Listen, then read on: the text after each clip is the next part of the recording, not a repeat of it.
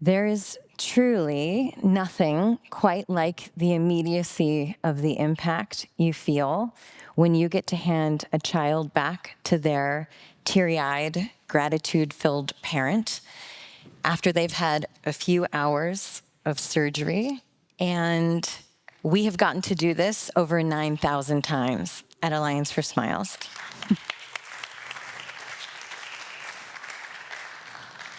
We give cleft lip and palate surgeries to children in underserved areas of the world, and we also train and equip the local medical teams who serve them so they don't need us to come back to do it. The future is pretty bleak for children without surgery.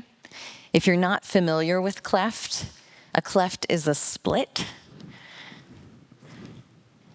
So here's a cleft lip, and you can imagine as a baby, Esperanza can't even form suction to breastfeed. So babies with cleft lips are often very malnourished. And if you can imagine a split like this across the entire roof of the mouth that goes up into the nasal passage, I'm sure you can imagine how difficult it is to do the simplest things, like eat, drink, speak. You can see Esperanza after her surgery, and you can tell that this child's experience of the world and how she's treated is completely different.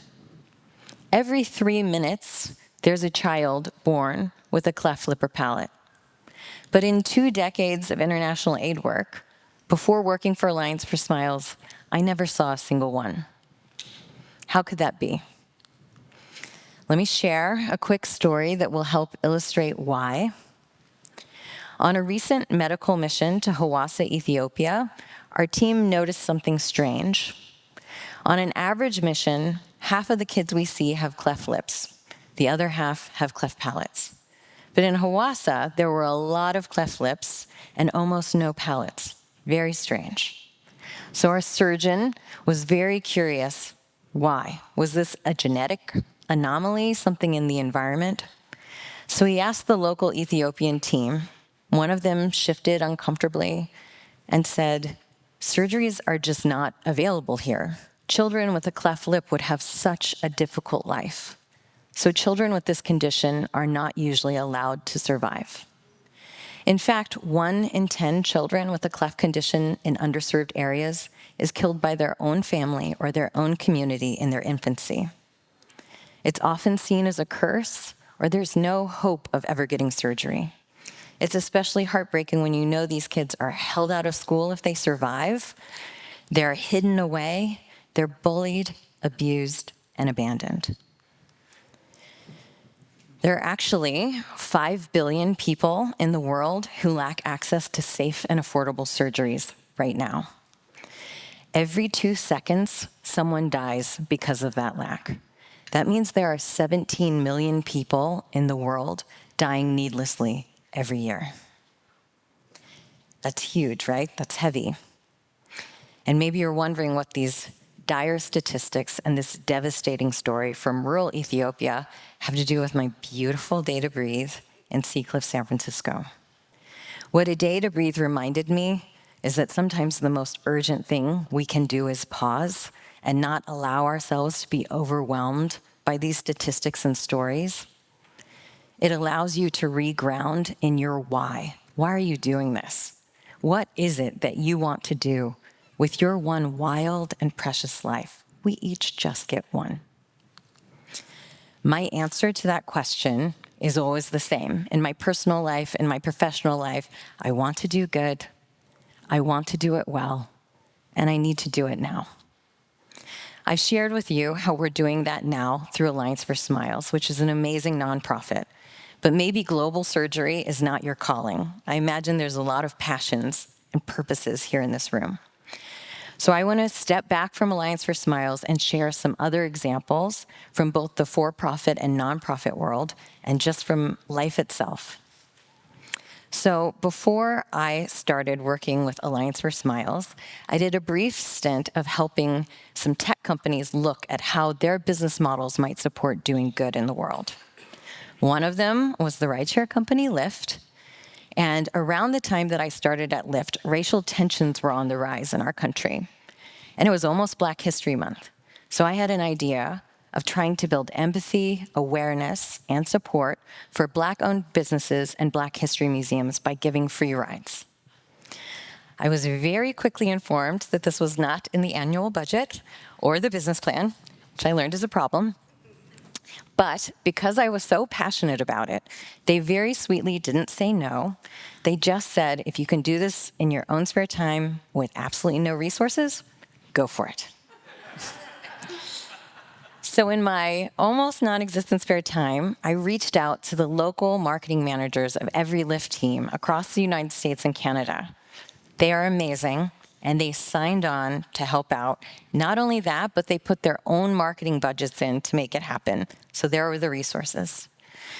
And by what I can only call a karmic stroke of luck, the day I went to beg someone from the media and PR team to help me launch this to the press, because I had no idea how, it was the second day on the job of a very enthusiastic angel named Daniel from New York.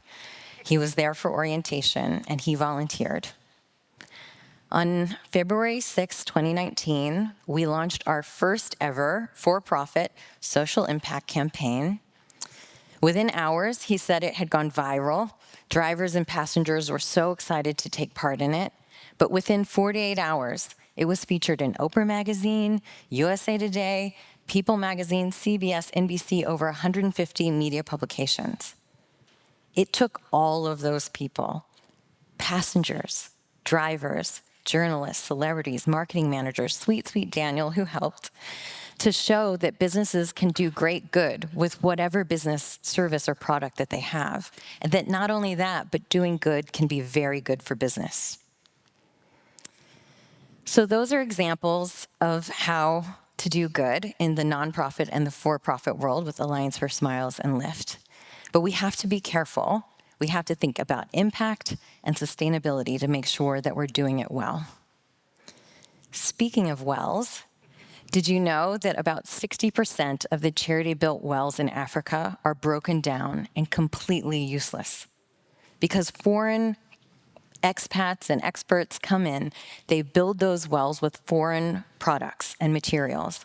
They don't teach local communities how to fix the wells themselves, and they don't give them access to the materials to do it. And the for-profit companies that make you feel good because every time you buy something from them, like a pair of socks or a pair of shoes, and they'll give one away to someone in need somewhere in the world, they often do more harm than good by hurting local economies. They drop one-time massive shipments into a village, so if anyone was making that product locally, they're out of business, and now that community is dependent on foreign aid for that product. I'm not trying to throw shade at those organizations. I think their hearts and their intentions are in a really beautiful place, but you do have to think about impact and sustainability. We can get some great examples of that from organizations that are doing good well, like Solar Sister. Solar Sister is training and supporting women in Africa to get their own products out, clean energy products, to rural communities. These ladies sell solar products and clean cook stoves so that communities are not cutting down trees or burning and breathing in dangerous kerosene. They're able to access clean energy. They're also helping the environment by protecting the trees, not burning carbon. And they're improving safety and public health, all while building their own local economy and women's role in it. And this one is very near and dear to my heart. This is Nuru International's, their pilot project in rural Kenya, where I lived and worked before I moved here to San Francisco. Nuru comprehensively addresses the root causes of extreme poverty, but while they're doing it, they train local leaders to lead and scale those programs, and they build their own local businesses to sustain the programs. So they're helping communities build their own pathways out of poverty without creating dependency on foreign experts or foreign aid. And as a for-profit example, here in San Francisco, there's a tech company called Twilio. They have an entire branch of their business that is completely devoted to supporting nonprofits and advancing social good. On top of that, right before I joined Alliance for Smiles, I helped them design and launch their We Pledge program, where they empower and match the good that their entire workforce around the world is doing in giving money, time, and equity to create the change that they want to see in the world.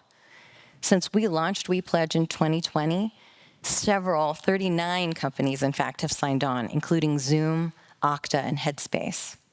When we put our hearts and our heads together, we make businesses kinder and charities wiser.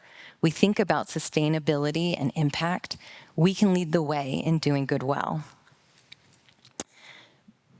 Perhaps it's not in your budget or your bandwidth or your company's portfolio to launch an international campaign or to found your own company to do good. That's okay.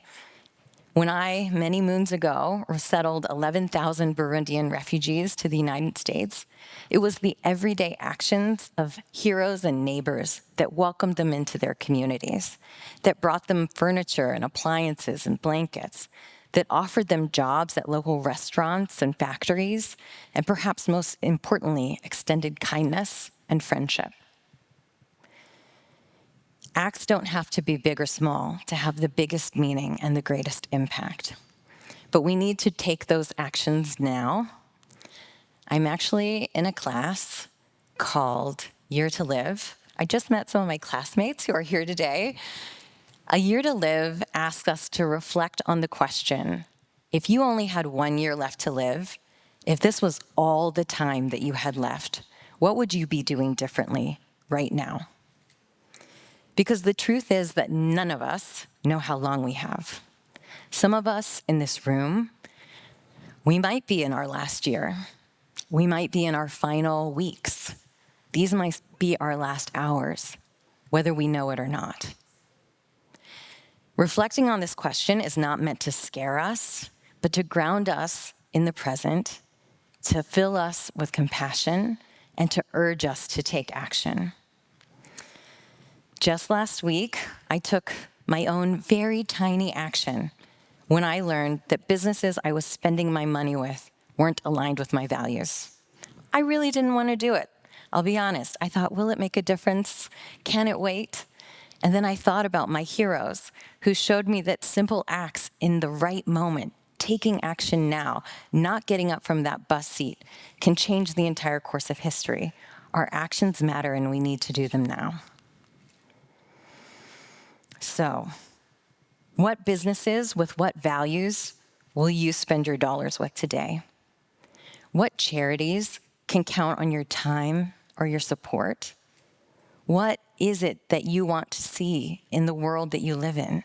How will you create change, whether through your work or through your personal life? What is it that you want to do with your one sweet, wild, precious life? Whatever your answer to that, I hope you'll do it now.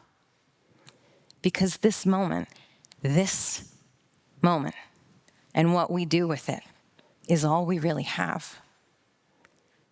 And my wish for all of you is that you will give yourselves a day to breathe, or even a moment, if you don't have a day. Reground yourself in your why. Reflect on this question. And if you're inspired by these incredible speakers and our hosts here today, I hope that you will take what you've learned and go out, do good, please do it well, and do it now.